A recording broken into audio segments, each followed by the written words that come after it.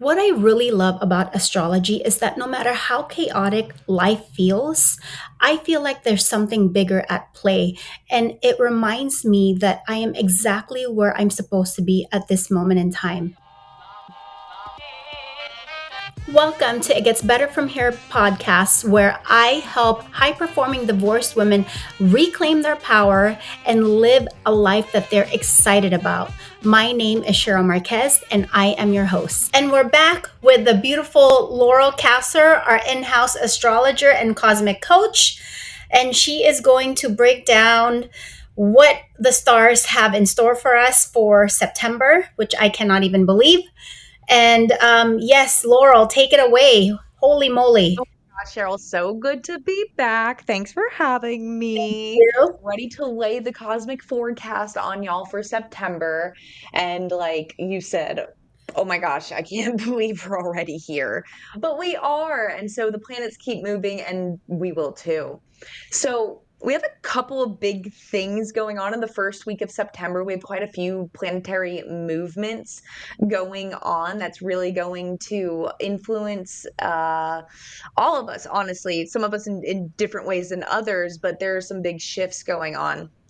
So, one of the first things that happens is actually on September 1st when Pluto, who has been retrograde in Aquarius, so moving backwards in the location of the sky that is Aquarius and making us like review our relationship to power, especially as it revolves around the ways that we innovate in our lives and the ways that we progress and we move forward. And for many of us out here in this audience, that can look like how do we rebuild and reform fresh perspectives on our personal power when we move forward after very big major changes in our lives. So Pluto, who's been doing all of that work for many months now, since January, is actually going backward into Capricorn. So this is very much kind of this opportunity to tie up loose ends around our limits, around our structures, around our rules and our boundaries. We only had this energy for like 2.5 months before Pluto gets back into Aquarius and stays there basically forever. I wanted to say forever, for actually 20 years.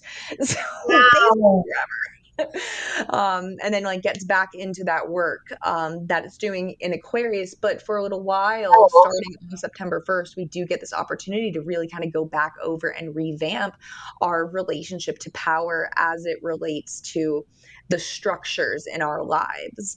That might have to do with career for many people. Capricorn is a very provider, career oriented type of energy, but for many of us, it might just have to do with revisiting parts of our lives, maybe systems in our lives, maybe relationships that felt very broken or that felt very disenfranchising or that we felt maybe manipulated or dominated us in some way. Worst case scenario, we were manipulating and dominating, and kind of gives us this chance to go back and kind of use our fresh perspectives, to use some fresh wisdom to kind of go back to something and be like, "Oh, you know what, I can handle this now. Hmm. I might not have been able to several months ago, but now I got like the perspective I need. I've made some progress in other areas, and now I can go back and tie up these loose ends." So that's a really big thing that has been going on in the background for a long time. But we get this shift, this kind of very big power shift, right up front there. So I didn't know if you wanted to have Well, any thoughts yeah, on you know what? Yes, and so many things are coming up for me because September, 4 months left in the year. And for our audience of high performing divorced women and single moms, like what are the things that you need to revisit here? And, that can set you up for 2025. And and so for success, for for success, success, set you up for exactly. success. That's a Capricorn thing. We're revisiting what success means at like a new evolved level of awareness. Maybe it doesn't look like the white picket fence, right? And the 2.5 kids, right? But like this is a different brand on success after going through some kind of personal evolution, right? And yes, and your point with the success too, I want to piggyback off of that, is that, success for our audience could even mean like just being. Whereas, you're so overwhelmed with all of the long list of to do that, you're doing. And in fact, I told my fempreneur tribe this, is that, girls, like, we're so caught up, for us entrepreneurs and all the different hats that we wear as women, we're so caught up on always doing. But even the very word Mm-hmm. says human being, not human doing. And so one of them is like, oh my gosh, I need to write that and post it on, all over the place, because it's Mm-hmm. just a reminder. So that's just one aspect of what success could look like, which is not what mainstream has, which is the fucking grind hustle culture that, is super freaking toxic. And this is why we're here. We have you sharing your gifts and just really, like, helping us integrate with what the stars have in store for us, and of course your wisdom. I just want to jump in here real quick to talk about something super near and dear to my heart. When I was going through my divorce, I didn't just feel alone. I spent so much time, money, and I made a ton of mistakes just to try to figure out how I was going to heal and move my life forward. Even with my amazing family and friends, I just couldn't find anyone who truly understood what I was going through as a single mom, as a highly ambitious, driven, and focused divorced woman. If you're feeling this way too, I totally get it, which is exactly why I created the Phoenix Rising Divorce Community. This is an exclusive private online community that is away from social media and is specifically designed for high performing divorced women who want to connect, to heal, to grow together, all while having the tools and resources to truly take their power back once and for all. If you're ready to stop wasting time, money, resources, and you're tired of doing it alone, and you're finally ready to move your life forward and heal once and for all, this is the community for you. Check the description for all the information. Thank you. Thank you. Thank you. Like I said, we have a very full first week. So then the next day on the 2nd, there is a new moon in the sign of Virgo, which is a really great opportunity for us to set some intentions, particularly around health, wellness, getting our bleep together. It's very much a Virgo is dot those I's, cross those T's, line those cues, put everything in its place, very mise en place. There's an order, there's a correct way to do things. So this is a really great opportunity if you've been meaning to like really just kind of like get the shit together.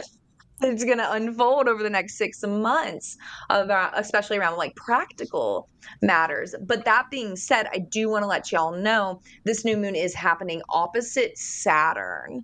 So while there is a very productive undertone to this energy and to these intentions that we set, it is possible that some of the things that kind of like push us to be like, okay, now I really got to get this together, could be due to some limitations, some restrictions, might be feeling like, oh, well, I have to do this. Maybe it kind of gives a little bit now or never, Mhm. where there might be some obstacles set up there. And so this is a really important opportunity for you to really sit, listen to your intuition, get grounded, and be very, very patient. This is not like I'm going to flip a switch and my whole house will stay organized all the time kind of moment. This is about making a very concerted effort, because it's become very clear that there are certain boundaries that are necessary if we want to be practical in our lives. Wow, super spot on. I'm getting goosebumps because, again, our audience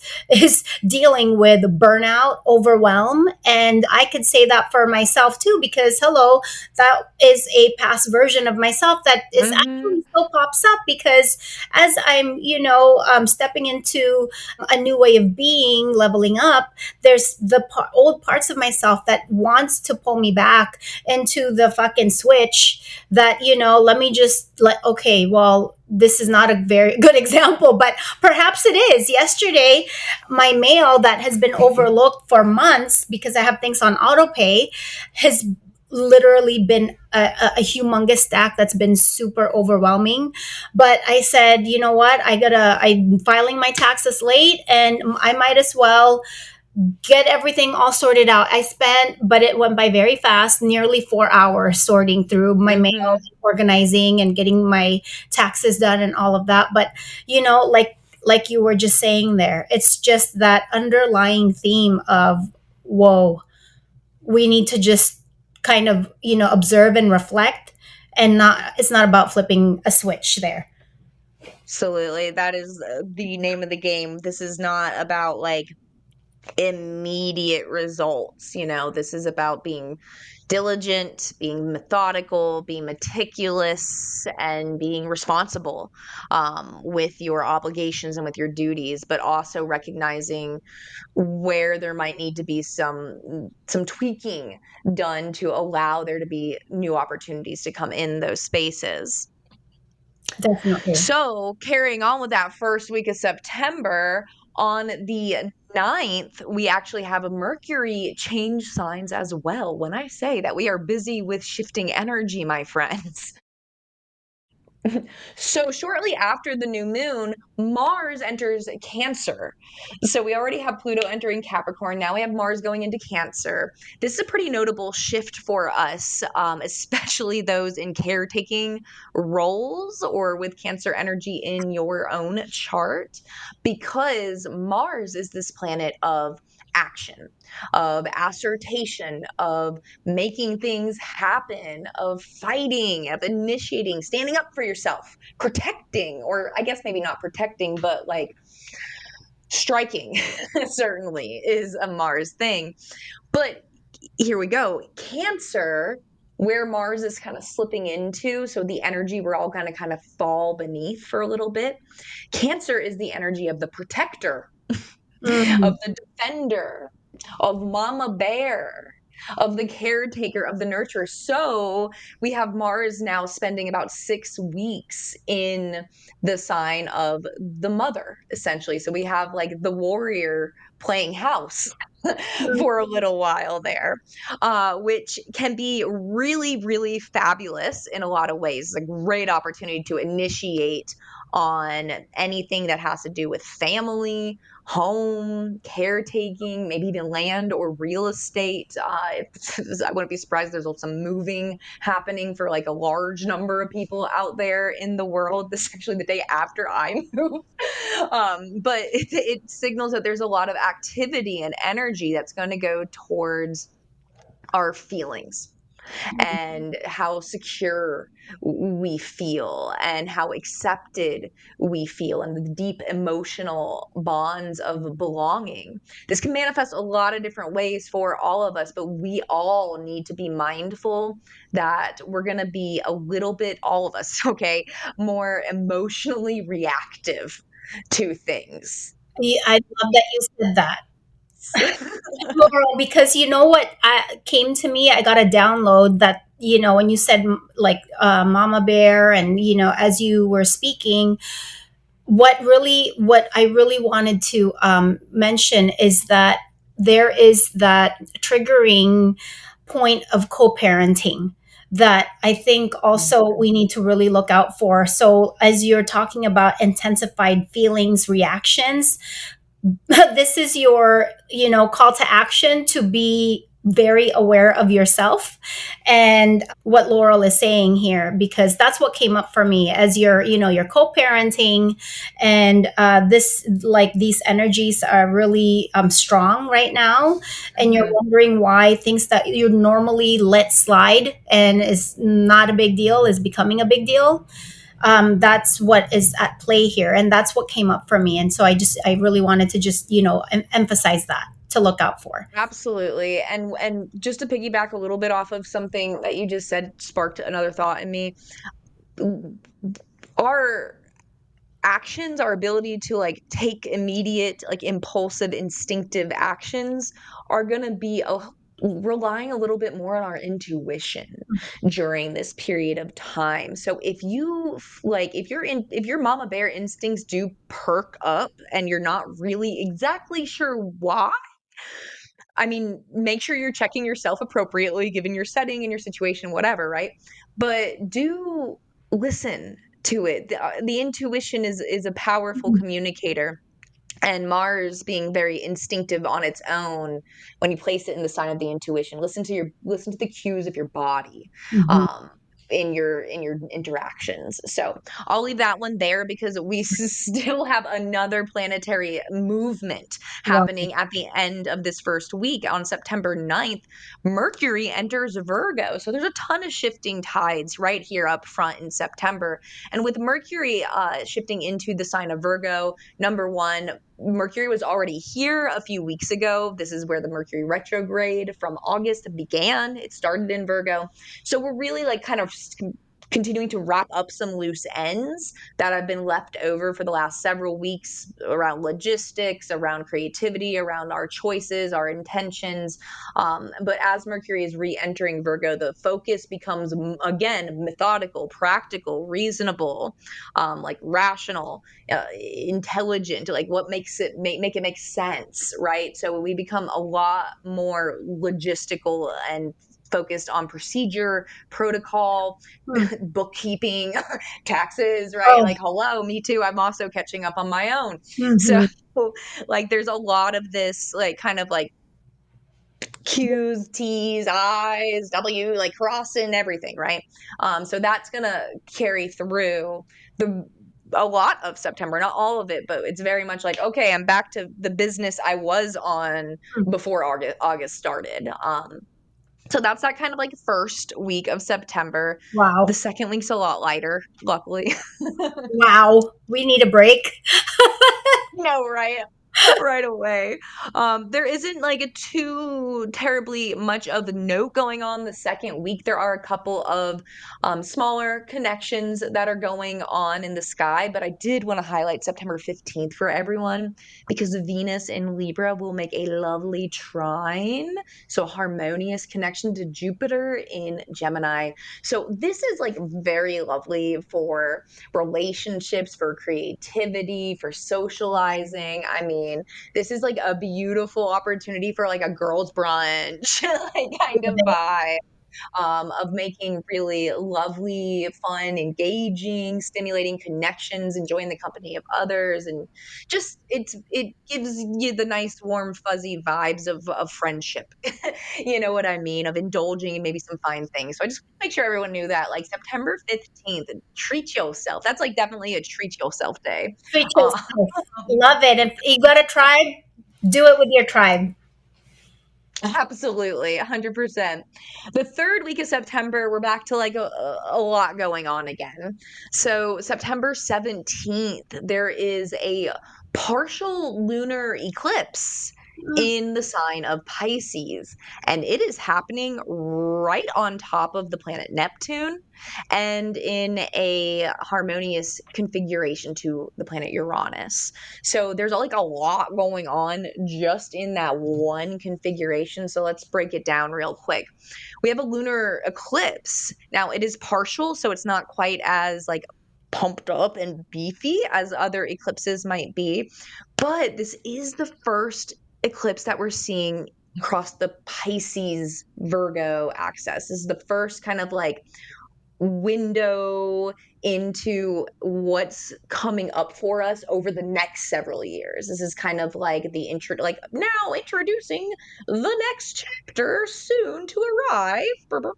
So it's like heralding themes that will become much more fleshed out in 2025 and 2026. So that is notable in itself. And these themes are going to deal with surrender, with Mm. sacrifice. I know, right? Wow, what themes? With escapism, with compassion, with empathy, um, with your imagination, with what's possible, potentially for some of us, spirituality. Mm. So it's very much poised to be quite a magical kind of like glimmer into what might be lurking beyond the veils with like a nice razzle dazzle attached to it.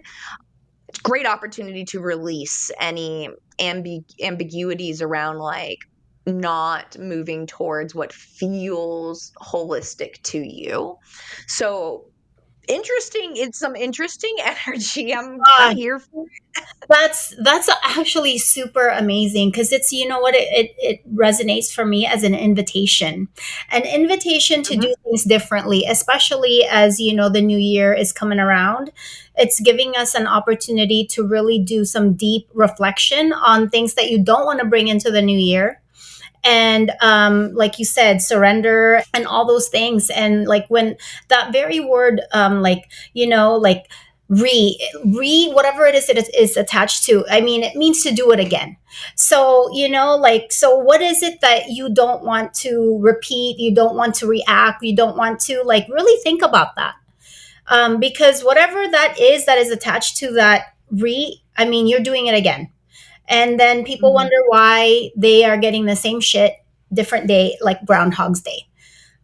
Anyway, Mhm. this is a time, like Laurel said, you know, you really got to take a look at your processes as just like just to observe and then pivot. Mhm. Absolutely. Virgo is all about the pivot. Like, honestly, it's all about improvements. Virgo season is all about how do we enhance, how do we improve, how do we make something better. And Pisces, where the full moon is happening, or the lunar eclipse Hmm. is the full moon is happening, is it's all about elevating, you know. So there's a spectrum that exists between optimizing something to its fullest potential and elevating it beyond what we think is possible, right? And so that's kind of like called in very loudly over the course of the third week of September. And that's echoed by a couple of movements. The sun in Virgo is going to make a trine to Uranus. The sun in Virgo is going to make an opposition to Neptune. And the sun in Virgo is going to make a trine to Pluto. So there's like a lot of activity going on that deals in kind of figuring out how do we balance reality with our dreams of what is evolutionarily, like, collectively on the horizon. Because all of these, there's a lot of indicators, I don't we just do not have time to get into, of there being major changes in the reality landscape over the next several Balcony. years. And so it's kind of like we're getting this little glimmer into like dare to let go of reality for a chance to just like peek for a little bit, like what could Mm, be. love. So I think that that's an interesting kind of vibe to have going on there. Absolutely, Laurel. You know what that just reminds me of? Like 3D glasses. Totally. Okay, you, everything that exists here in the 3D is as if you have 3D glasses on. And Hmm. you know, so yeah, I don't want to go off on a tangent. Let's keep it No, I know, because we can so oh, easily. Yeah. there. 100%. I love that analogy. I'm gonna sit with that and like take it because I feel like it applies to some different features of different astrological pieces. But Good. back to September. September has the floor right now. The last bit of the third week of September happens on September 22nd when we have the autumn equinox and the sun enters Libra. Yay! I love Libra season. Yeah. I am so biased. And I Okay, don't well, knock if you it. want to hear more, September 22nd is my 4-year anniversary with my amazing man. So, Oh my gosh, Libra is we're the gonna, is the sign that has to do with partnership and oh, connection and I got you. relationships. Oh my What I gracious. do, How honey. appropriate. How very appropriate is that, Cheryl? Oh my God, I love it. Yes, Libra season. It signals that it's fall. It's fall, my favorite season. A time of change, a time of transition, and a time of connection. You know, when the leaves change, people get friendlier. I don't care who you are. It just happens. Everyone's like, oh, like more willing to engage and socialize. It starts to cool down so people can like stand to be outside and Mhm. connect with each other. It tends to be a time of balance. The autumn equinox, it's when the days equalize. The Mhm. daytime and nighttime are the same length, and that is so much of what Libra stands for. Is that harmony, is that equality, is that collaboration, the accommodation, the balance of it all. And so we're going to get a big focus onto relationships. And on the same day, Venus enters Scorpio. So, like I said, it's a jam packed week, but Venus, the planet that actually has a lot to do with Libra, governs over Libra, enters Scorpio. So this is a time where like the focus shifts dramatically into relationships, specifically how they are evolving over the coming weeks, how they are transforming. These can bring some deep topics to the surface regarding relationships and relational power dynamics, but I invite you to like really embrace these as opportunities to confront any hidden issues, and potentially even evolve, deepen, transform existing relationships there. So that's the third week of September.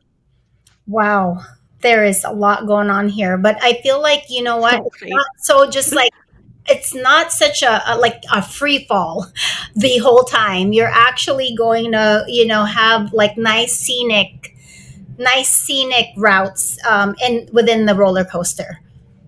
Absolutely, absolutely. There's a lot of some smaller and I say smaller. I don't mean it.